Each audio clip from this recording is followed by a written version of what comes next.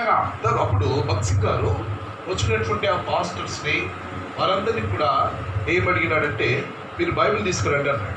तो जितने विरोध भाई भक्त सिंह का विरोध करने पास्टर्स आए थे, सबों से भाई ने कहा कि आप अपनी बाइबिल लेकर आइए। ఒక్కరి దగ్గర కూడా బైబిల్ లేదు. किसी के पास बाइबिल नहीं था। పాస్టర్లే కానీ ఒక్కరి దగ్గర బైబిల్ లేదు. है तो पास्टर्स, लेकिन कोई भी बिना बाइबिल के ही आए थे। సో వాళ్ళందరూ మాత్రం బైబిల్ లేవన్నారు. उन्होंने कहा कि हमारे पास बाइबिल नहीं है। బైబిల్ తీసుకునేటప్పుడు మాట్లాడతాం. तो भाई ने कहा कि बाइबिल आएंगे, उसके आधार पे हम बात करेंगे। ఈ రోజు వరకు రాలేదు. वो लोग आज तक नहीं आए। అంటే బైబిల్లో వెళ్ళి చూసుకుంటుంటారు వాళ్ళు.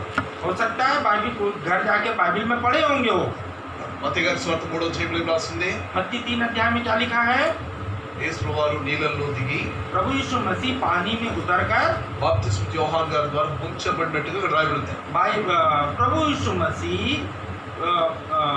बपतिस्मा देने वाले यूहन्ना के द्वारा डूबाव का बपतिस्मा दिया। నీళ్ళలో దిగినాడు. నీళ్ళలో దిగింది అక్కడ రాయబడింది. అది కాకుండా ముంచబడినట్టు కూడా రాయబడింది. वहाँ पर लिखा है न केवल जल में उतरे बल्कि पानी में डूब के बपतिस्मा देने का संदर्भ है। సో అప్పుడు మద్రాస్ అంతా కదిలింపబడింది. మద్రాసు గొప్ప ఉద్యమం వచ్చింది. तब पूरा मद्रास जो आज चेन्नई कहलाता है पूरा हिल गया, बहुत बड़ी बेदारी आई और प्रभु का बड़ा काम हुआ। ఏ మీటింగ్ వచ్చినా సరే భక్త్ సింగ్ గారు ఒకే బైబిల్ ఎత్తి బైబిల్ పాట పాడించేవారు. कोई भी मीटिंग हो, कोई भी सभा हो, भाई भक्त सिंह सबसे पहले बाइबिल उठा के बाइबिल कोरस का गीत सभी से गवाते थे। ఎందుకు అలవాటు చేయించినారంటే भाई ने क्यों ऐसा आदत डलवाया? ఆ దినాల్లో ఎవరు కూడా బైబిల్ తెచ్చేవారు కాదు. उन दिनों में कोई भी बाइबिल चर्च में नहीं लाते थे। బైబిల్ లేకుండా వచ్చేవారు మీటింగ్స్ కి. बिना बाइबिल के सभाओं में आते थे। ఇంకో మాట చెప్పాలంటే బైబిల్ ఉండేవి కాదు వాళ్ళ ఇంట్లో. और एक और बात कि उनके घरों में बाइबिल होता ही नहीं था। కాస్ట్లీ చాలా విలువైనటువంటి బట్టలు కొనుక్కునేవారు. बहुत ही महंगे महंगे कपड़े पहनते थे। అంతేకాకుండా కాస్ట్లీ ఫర్నిచర్ కాస్ట్లీ అన్ని కూడా ఇల్లు కట్టుకునేవారు. और महंगा घर, महंगा सुख सुविधाएं और घर के फर्नीचर सब महंगे महंगे रखते थे। 1940s అంటే 1939 ఆ టైంలో బైబిల్ నేను అనుకుంటాను ₹1 లేకపోతే 50 పైసలు ఉండేది అప్పుడు ఆ దినాల్లో. 1939 में मैं समझता हूँ कि बाइबिल की कीमत 50 पैसा या ₹1 से ज्यादा नहीं होगी। అంత కూడా తక్కువ उससे भी कम ही होगा। అంటే ఆ దినాల్లో ₹1 చాలా విలువైంది. उस समय ₹1 का कीमत बहुत मूल्य उसका ज्यादा था। तो అప్పుడు ఆయన ఒక మాట చెప్పేవారు భక్త్ సింగ్ గారు. तब भाई भक्त सिंह एक बात कहते थे, ఎవరైనా బైబిల్ లేకుండా మందిరానికి వస్తే कोई भी प्रभु के मंदिर में बिना बाइबिल के आने से 176 సార్లు సిగ్గుపడాలనేవారు. 176 बार शर्मिंदा होना पड़ेगा। ఎందుకు 176 అని చెప్పేవారంటే क्यों 176 बार बोलते थे? 119 కీర్తనలు వచనాలు ఉన్నాయి. भजन संहिता 119 में कितने वचन है? 176 వచనాలు ఉన్నాయి. 176 वचन है। దాంట్లో ఎక్కడ చూసినా నీ వాక్యము నీ ఆజ్ఞలు నీ కట్టడలు నీ యొక్క మార్గం ఇవన్నీ ఉంటాయి. उसके వాక్యాన్ని ఏమంటారంటే వాక్యానుసారమైన కీర్తన అంటారు.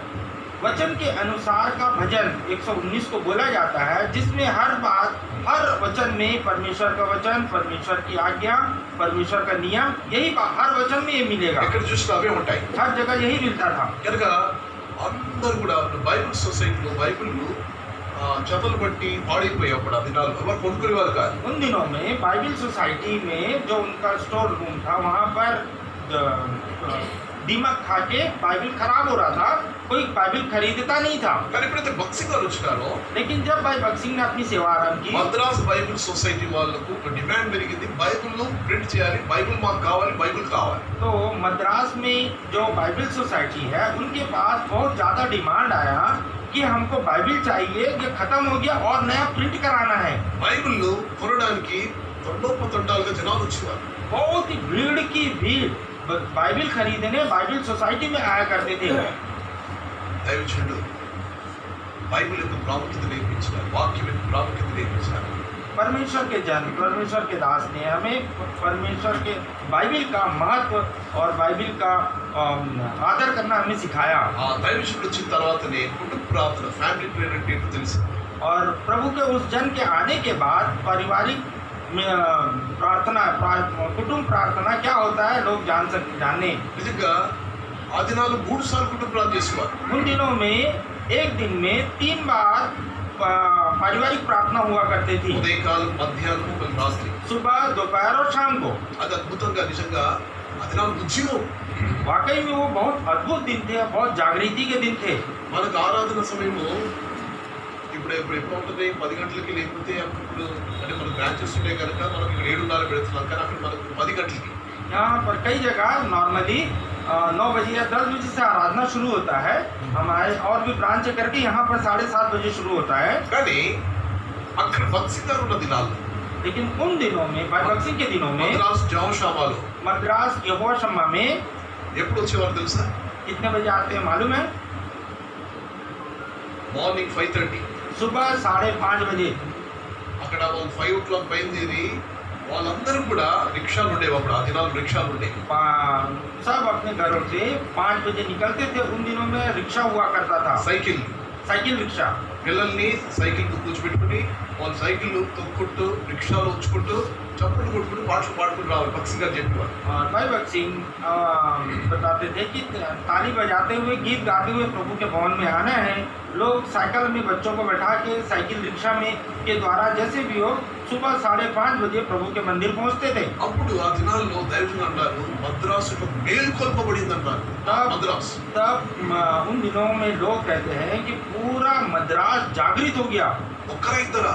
एक तो नहीं, వేల మంది అట్లా చప్పట్లు కొట్టుకుంటూ పాటలు పాడుకుంటూ పోతుంటే మద్రాస్ అంతా ఏంటబ్బా ఇది ఇంత పాట పాడుకుంటూ సంతోషంగా పోతున్నారని అందరూ ఆశ్చర్యపడ్డారు. हजारों हजार लोग ताली बजाते हुए बड़े खुशी आनंद के साथ प्रभु के भवन रविवार के दिन सुबह आते थे, तो देखने वाले लोग आश्चर्यचकित हो जाते थे। ఉదయం 5:30కి వచ్చి అక్కడి ప్రభు మందిరంలోని అన్ని వాళ్ళు ఆరంభించేవారు.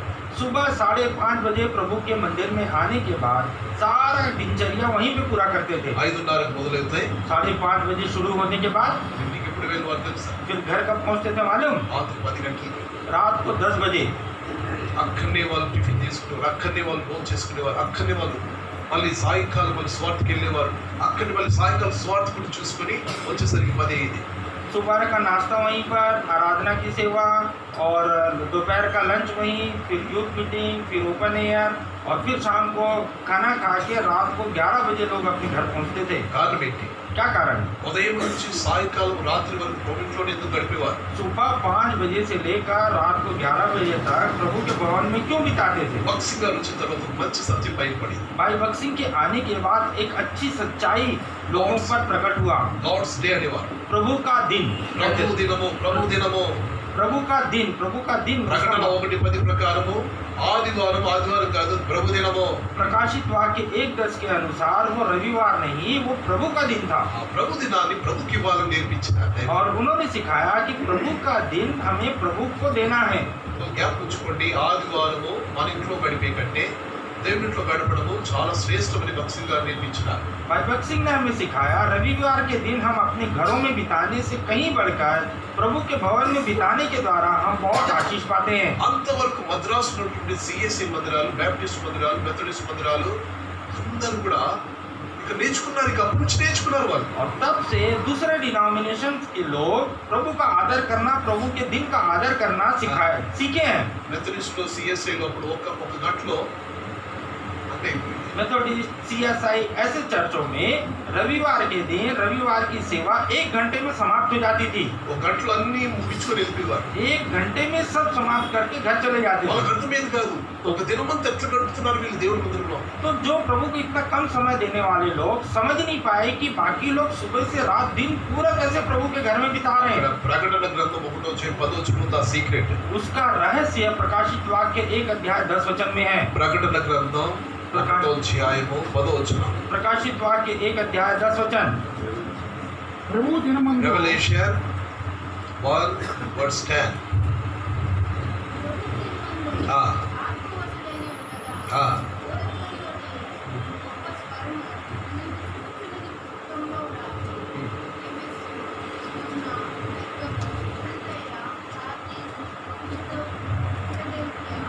ఇక్కడ हिंदी में कि मैं प्रभु के दिन आत्मा में आ गया।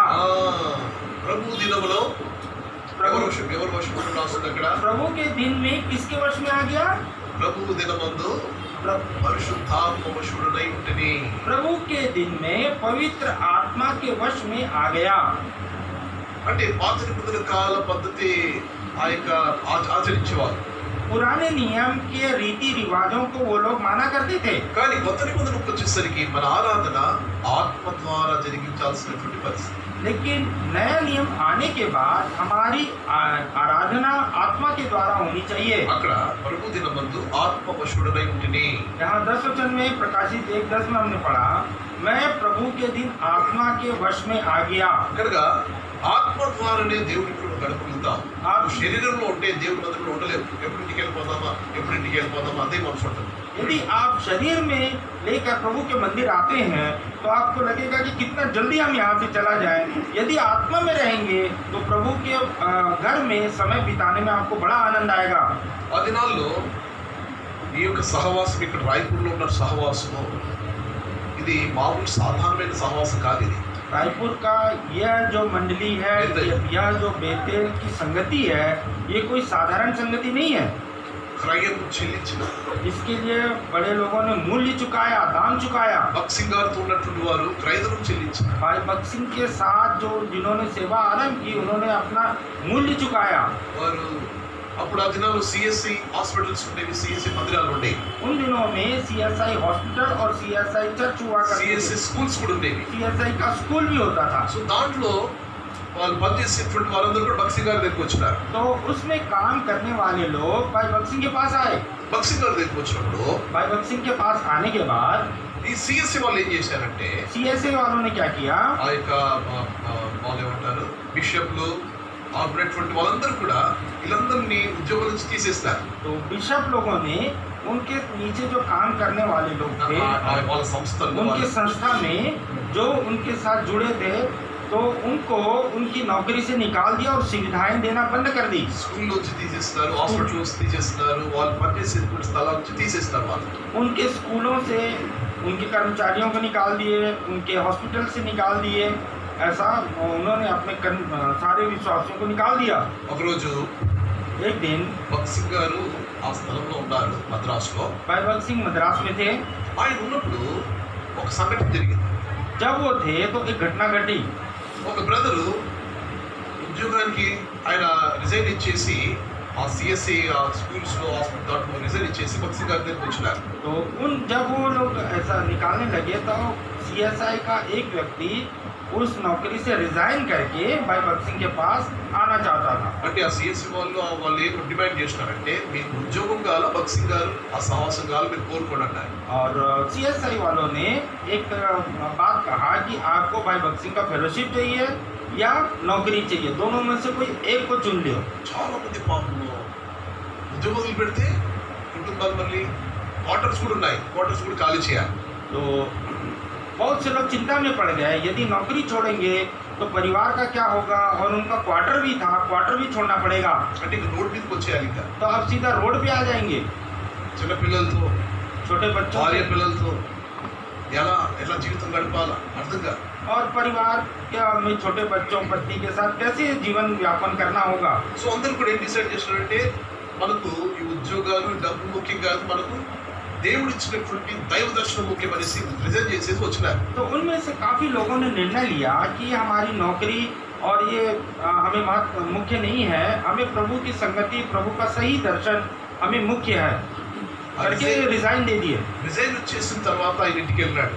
तो एक व्यक्ति रिजाइन देने के बाद वो अपने घर गया।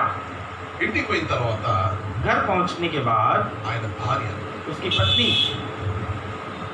నువ్వు ఇంట్లో అడుగు పెట్టకూడదు అని చెప్పి, आपको इस घर में कदम नहीं रखना है, నువ్వు ఇంట్లో అడుగు పెట్టకూడదు, आपको घर में कदम नहीं रखना। వెళ్ళి ఆ రిజైగ్నేషన్ లెటర్ మళ్ళీ రిటర్న్ తీసుకొని నువ్వు మరలా ఉద్యోగులు చేరితే కానీ ఇంట్లో అడుగు పెట్టద్దని ఆమె పేచి పెట్టింది. तो उसकी पत्नी ने इस बात की जिद की कि जो त्याग पत्र आपने दिया है उसे वापस लेकर फिर से नौकरी ज्वाइन होने के बाद ही इस घर में कदम रखना। ఆయనకు అర్థం కాని పరిస్థితి. तब उस व्यक्ति को कुछ समझ नहीं आया। సరే దినంలో ఆమె ఎట్లా తలుపు మూసేసింది, ఆయన బయటనే ఉన్నాడు. तो बस इतना कह के वो स्त्री दरवाजा बंद कर दी और वो व्यक्ति बाहर ही खड़ा रहा। మధ్యాహ్నంగా భర్త అంటే కొద్ది గౌరవం తెలుస్తుందేమని బల్లి పోస్తే తలుపు కొట్టాడు. फिर हो सकता है पति करके थोड़ा आदर करे, ये सोच के उसने थोड़ा दरवाजा खटखटाया। మళ్ళీ తలుపు తీసింది. फिर दरवाजा खुली। నిజంగా లేదు లెటర్ ఏది हाँ, फिर से रीजॉइन होने का लेटर कहाँ है? ఆయన చెప్పాడు. उसने कुछ नहीं बोला। వెంటనే తలుపు మూసేసి ఒక మాట అన్నది. तुरंत दरवाजा बंद करके एक बात कहा, మన పొరుగు వారికి జరిగిన సంగతి మీకు తెలుసు కదా. हमारे पड़ोसी के साथ क्या हाल हुआ मालूम है ना? భక్సింగ్ గారు అని పోయినారు. ఆ సహవాసం పోయినాడు ఆయన. और भाई बक्सिंग करके गया और वहाँ उसकी संगति में जाने के बाद क्या हाल हुआ? సిఎస్ఏ వాళ్ళు తీసేస్తారు ఆయన్ని. तो उसको CSA वालों ने निकाल दिया। అకస్మాత్తుగా ఆయన చనిపోయాడు. तो अचानक वो व्यक्ति मर गया। చనిపోయిన తర్వాత ఆయన శవము అట్లనే పడింది. ఒక అనాథ శవంలో పడింది. मरने के बाद उसका लाश ऐसी अनाथ लाश के समान पड़ा हुआ है। ఏ బిషప్ ఏ పాస్టర్ రాలేదు చూడడానికి. कोई बिशप कोई पास्टर नहीं आया उसको देखने के लिए। చాలా జాగ్రత్తగా మరి ఈ త్యాగం వాళ్ళు చేసిన త్యాగాన్ని ఒకసారి వినండి మీరు. तो उन्होंने जो त्याग किया उसको बहुत बड़ी सावधानी से सुनिए। ఆ పొరుగు ఆయనకి జరిగినది మన జరగకూడదన్న నా పట్టుదల ఆమె అన్నది. तो वो स्त्री बोली कि बस हमारे पड़ोसी के साथ जो घटना घटी है वो हमारे साथ न घटे, यही मेरी इच्छा है। మన పరిస్థితి దేవుడు మంచి ఉద్యోగం ఇచ్చినాడు. हमारी परिस्थिति के अनुसार प्रभु ने हमें एक अच्छी नौकरी दिया। సహవాసం ఎక్కడ ఉండొచ్చు మన మనిషి. ఆమె భార్య చాలా భయంకరంగా ఆయన్ని ఎదిరించింది. तो संगति क्या हम कहीं भी कर सकते हैं, नौकरी रहेगा सब ठीक रहेगा करके उसकी पत्नी ने उसका भयंकर विरोध किया। అయితే చలికాలం అది. वो ठंडी का समय था, రాత్రి అయిపోయింది. रात हो गया। మళ్ళీ రాత్రి ఇంకోసారి తలుపు కొట్టాడు. रात में एक बार फिर से उसने दरवाजा खटखटाया। మళ్ళీ అదే ప్రశ్న. फिर से ही वही बात, లెటర్ వాపస్ తెచ్చినావా లేదా? क्या वो त्याग पत्र वापस लाया कि नहीं? ప్రశ్న చూస్తాను.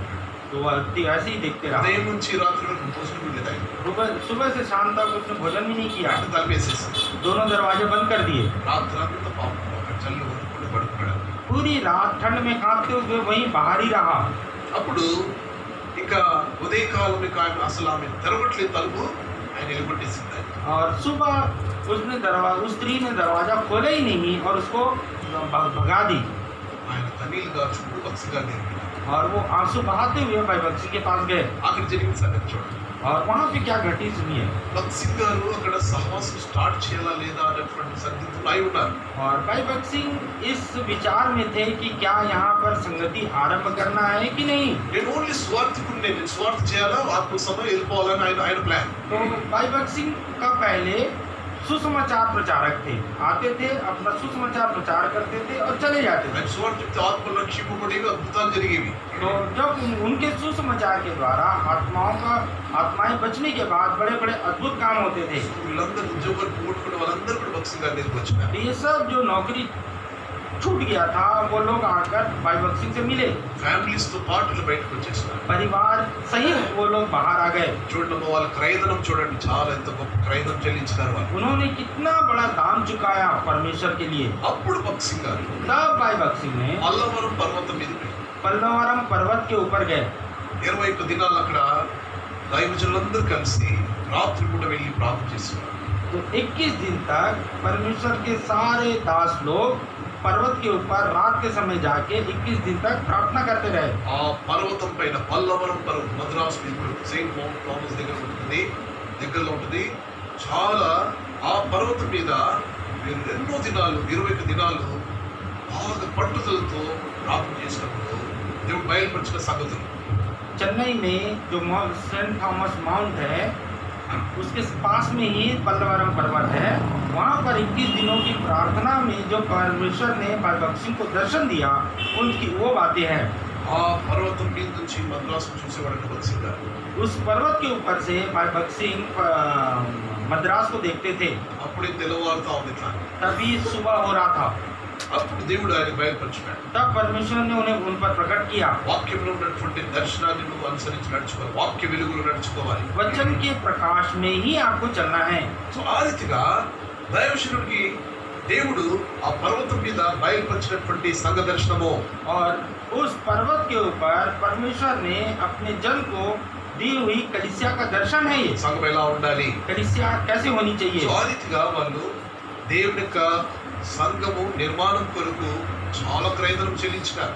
इस तरह से उन्होंने परमेश्वर की कलीसिया को बनाने के लिए बहुत ही दाम चुकाया।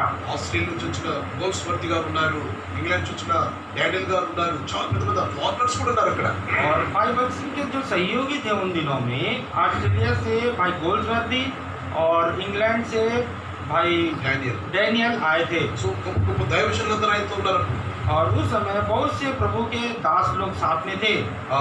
వీళ్ళందరూ కూడా ప్రార్థన చేస్తున్నప్పుడు దేవుడు బయలుపరిచిన సత్యం, सब मिलकर जब पलवरम पर्वत पर प्रार्थना की, परमेश्वर ने उन्हें वहां दर्शन दिया। అపోస్తలుల 2:42 దగ్గర ఆగిపోయారు వాళ్ళు. प्रेरितों के काम 2 अध्याय 42 वचन के पास वो लोग रुक गए। ఇది మనం చేద్దామా, क्या ये हम करेंगे? అక్కడ వచ్చిన తలంపు ఇది వాక్యం నుండి చేద్దామా, वचन पढ़ते समय ये विचार प्रभु ने उन्हें दिया, क्या ये हमें करना है? ఈ వాక్యానుసారం మనం చేద్దామా అని అందరికి తలంపు వచ్చింది. तो सबको प्रभु ने एक मन दिया कि इसी वचन के अनुसार करना है। మద్రాసు వాళ్ళు కదా, వాళ్ళ దగ్గర టవల్ ఉంటాయి. టవల్ तो मद्रासी लोगों के पास टावल रहता है, లుంగి కట్టుకుంటే టవల్ వేసుకుంటారు. लुंगी पहनते हैं और टावल रहता है, ఆ गमछा టవల్ जैसे। తీసేసి ఒక బండ ఉంది అక్కడ, वहाँ पर एक पत्थर था, एक व्यक्ति ने टावल निकाल के ऐसे बिछा दिया బండ మీద ఇక టవల్ కప్పేసి और उस पत्थर के टुकड़े के ऊपर वो डाल दिया, टावल डाला। ఒక ఆయన పరిగెత్తి ఒక బంద్ తెచ్చున్నాడు, ఒక రొట్టె. और एक व्यक्ति दौड़ दौड़ के एक ब्रेड का टुकड़ा किया है। ఫస్ట్ టేబుల్ ఒక బండ మీద ఒక టవల్ వేసి ఒక బన్ను నిమ్మరసం ద్రాక్షరసం ఫస్ట్ ఏం ఇచ్చినారంటే నిమ్మరసం. तो नींबू का रस था, दाखरस नहीं था। उसमें सबसे पहला मेज की सेवा का आरंभ एक ब्रेड के टुकड़े से और नींबू के रस से हुआ। అక్కడ వీళ్ళతో వాళ్ళు ఆ బలలో పాల్గొంటారు. आंसुओं के साथ वहाँ पे उन्होंने मेज में हिस्सा लिया దేవుడు అద్భుతమైన కార్యం జరిగించాడు. और परमेश्वर का अद्भुत काम आरंभ हुआ और होते ही चला गया। దేవుడు వారు తెరిచినట్టు ద్వారాలు అద్భుతమైన. और प्रभु ने उनके लिए जो द्वार खोले हैं वो बहुत ही अद्भुत है। సో వేల వేల మంది రక్షింపబడుతూ వచ్చినారు. तो हजारों हजार लोग उद्धार पाते आए हैं, దేవుడు అద్భుత కార్యాలు జరుగుతూ వచ్చినాయి. प्रभु के अद्भुत कार्य होते आए हैं, ఆశ్చర్యక్రియలు జరిగినాయి. आश्चर्य के काम होते आए। ఎవరు చేయలేని కార్యాలు దేవుడు అద్భుతమైన కార్యాలు చేస్తూ వచ్చినాయి. ऐसा काम जो कोई नहीं कर सका प्रभु करते आए हैं। దేవుడు నిజంగా ఈ దినాన అక్కడున్న ఆ అద్భుతమైన ఉద్యోగం మన దగ్గరకు వచ్చిందంటే और वो जागृति, उन दिनों का जो जागृति है वो आज प्रभु की बेदारी, वो आज यहाँ तक हमारे तक आया। ఒక్కొక్కరు త్యాగం చేస్తారు, క్రయధనం చెల్లించిన సహవాసం కొరకు. तो इस संगति को बनाए रखने के लिए बहुत से लोगों ने अपना बलिदान किया और दाम चुकाया। సో మనం ఈ రోజు ఇంత సుఖంగా మనం ఈ రీతిగా ఈ మంచి సంఘ దర్శనం కలిగి ఉన్నామంటే आज हम बड़े सुख के साथ इतने अच्छे कलीसिया के दर्शन में बने हुए हैं, इसका कारण है దైవజనులు మోకాళ్ళ మీద గడిపినారు. మోకాళ్ళ మీద पर वो परमेश्वर के दास लोग घुटनों में प्रभु की उपस्थिति में बिताए हैं। ఇప్పుడు కూడా మద్రాసులో భక్సింగ్ గారు ఎక్కడికి మోకరించేవారో आज भी मद्रास में जहाँ भाई बक्सिंग घुटने टेकते थे, ఒకే చోట మోకరించేవారు. एक ही जगह था उनका घुटना टेकने ఆ का। స్థలంలో ఆ గుర్తులట్లు ఉండిపోయినాయి. उसमें आज भी वो चिन्ह वैसे ही है।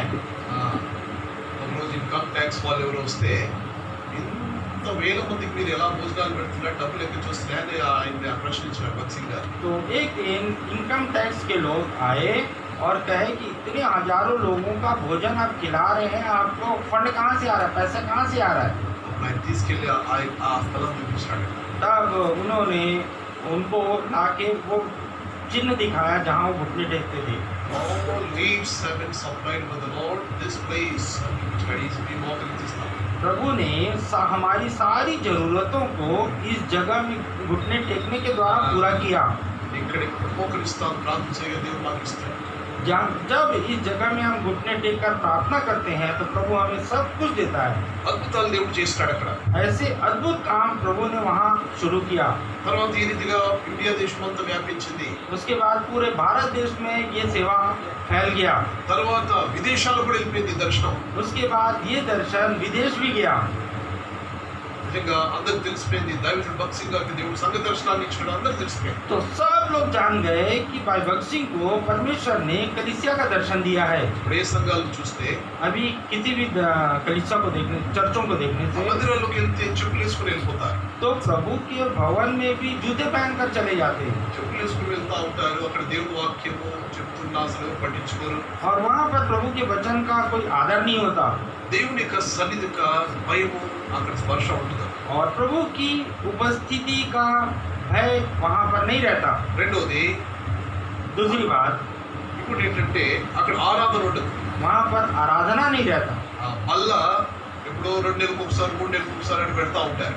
और प्रभु का मेज 1 महीना 2 महीना 3 महीना कभी कभार रखते हैं। భక్తి గారు వచ్చిన తర్వాత అపోస్తల బోధ, సహవాసము, రొట్టె విరుచుట, ప్రార్థన ఈ 4 కూడా సంఘంలో దేవుడు తెచ్చుకున్నాడు. भाई भगत सिंह के आने के बाद प्रभु ने जो दर्शन दिया, जिसके द्वारा रोटी तोड़ना और प्रेरितों की शिक्षा, संगति रखना और प्रार्थना में लवलीन रहने का दर्शन उन्हें मिला। అంతవరకు చిలకరింపు బాప్తిసం ఉండేది. उसके पहले तक छिड़काव का बपतिस्मा था। జ్ఞాపకం ఎవరైనటువంటి బాప్తిసం తీసుకున్నటువంటి వెంటనే మీరు సేవకులు కలవండి, సేవకులు మీకు చెప్తారు వాక్యానుసారంగా, అది వాక్యానుసారమైన బాప్తిసం కాదు కనుక దయచేసి మీరు ముచ్చట బాప్తిసం కొరకు సేవకులు కలవండి. तो यदि कोई किन्हीं का छिड़काव का बपतिस्मा हुआ है तो वो प्रभु के वचन के अनुसार नहीं है। आइए, आप प्रभु के दास से मिलिए, वचन के अनुसार आपको सच्चाई बताएंगे और सही बपतिस्मा के लिए प्रेरित करेंगे। తర్వాత ఆ దినాల్లో ఒక్క సండే మాత్రం మీటింగ్ ఉండేవి. ఆ దినాల్లో उन दिनों में केवल एक दिन, संडे के दिन ही चर्च का दरवाजा खुलता था। సంఘం వచ్చిన తర్వాత సంఘ ప్రార్థన, బైబిల్ స్టడీ, యోగ సిస్టర్స్ మీటింగ్స్, ఈ విధంగా యవనస్తుల మీటింగ్లు ఇవన్నీ కూడా మొదలైనాయి. तो उसके बाद भाई भगत सिंह के आने के बाद बाइबल अध्ययन और Sunday school, youth meeting, sisters meeting, सुसमाचार सेवा, ऐसे अनेक सेवाएं आरंभ हुआ। ఇక వేరే మందిరాలకు వెళ్తే और दूसरे संगति में जाने से ఒక కర్రలా ఉంటుంది, एक डंडा रहता है, దానికి ఒక చిప్ప ఏదో ఉంటుంది, చిప్పలా ఉంటుంది. उसमें एक जाली रहता है, అదేదో సంచిలా ఉంటుంది, పెద్ద సంచి. एक जाली रहता है। ఇట్లా అందరికి ఇట్లా విషపడినట్టు అడుగుతా ఉంటారు. तो प्रभु का ये चंदा मांगते हैं, भीख मांगे जैसा, वो डंडे से ऐसा सब अपना अपना ऑफरिंग दो चढ़ाई। అట్లా చేస్తాం. అది పద్ధతి కాదు. वो बिल्कुल भी बाइबल के अनुसार नहीं है। హృదయపూర్వకంగా నువ్వే వచ్చి సమర్పించుకోవాలి. अपने पूरे हृदय से आप आज के प्रभु को अर्पण करना है। సో బైబిల్లో ఉన్న సత్యాన్ని భక్త్ సింగ్ గారు తీసుకొచ్చారు. बाइबल में जो सच्चाइयाँ हैं, प्रभु ने भाई भगत सिंह ने कलीसिया को ये बातें बताई। జ్ఞాపించుకోండి, సంఘంలో ఎవరైతే వస్తున్నారో మీరు ఆత్మీయంగా తప్పకుండా మీరు ప్రభువుని కలుసుకునేటువంటి శ్రేష్టమైనటువంటి సహవాసంగా ఇది ఉంది. तो आप जो लोग इस संगति में आ रहे हैं, तो प्रभु से मिलने का एक श्रेष्ठ संगति ये प्रभु ने इस जगह में रखा है। కనుక ఈ సహవాసం బట్టి స్తుతిస్తున్నాం. రాయపూర్లో కూడా ఈ యొక్క అంటే ఈ సిటీ అవుట్స్కట్స్ లో ఈ టాటిబాగ్ ప్రాంతంలో ఇక్కడ దేవుడు ఆరోపించగలిగినాడు. प्रभु ने रायपुर जो छत्तीसगढ़ का राजधानी है, उसके आउटस्कर्ट में यहाँ पर प्रभु ने इस संगति को रखा है। इसके लिए मैं प्रभु का धन्यवाद देता हूँ। సో ఇది అది కొత్తగా ఆరంభించింది కాదు, ఇది ये कोई नया आरंभ किया हुआ नहीं है। దైవ సేవకులు మార్గదర్శకులు ఉండేవారు.